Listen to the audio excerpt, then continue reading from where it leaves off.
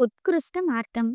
ఈ ప్రపంచంలో జీవించడానికి ఉత్కృష్టమైన మార్గమేది అని ఒక శిష్యుడు శ్రీరామకృష్ణుని ఒకసారి అడిగితే, దానికి పరమహంస ఇలా జవాబు చెప్పారు. నీ విద్యుక్త ధర్మాలన్నింటినీ నిర్వర్తించు. నీ మనస్సును మాత్రం ఆ పరమాత్మునిపైనే నిలకడగా ఉంచి సాధన చెయ్యి. నీ భార్యాబిడ్డలతో జీవనం సాగించు. వాళ్ళు నీకెంతో ప్రియాతి ప్రియమైన వాళ్ళుగానే వ్యవహరించు.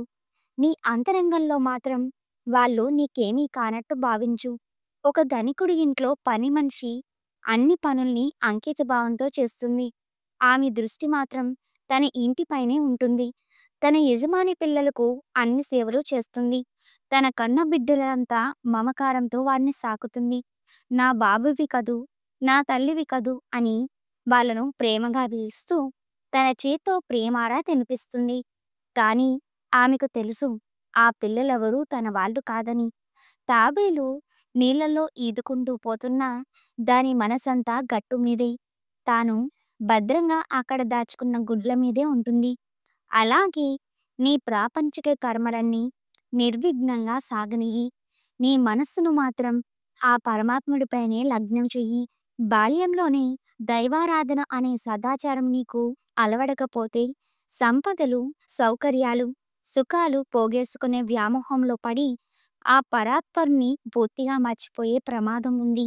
సర్వసముద్రుడినన్న అహంకారం, ఆశించినవి అందటం లేదన్న దుఃఖం, అంతుపట్టని అసంతృప్తి నిన్ను పూర్తిగా ఆక్రమించుకొని అశాంతి పాలు చేసే విపత్తు పొంచి ఉంటుంది.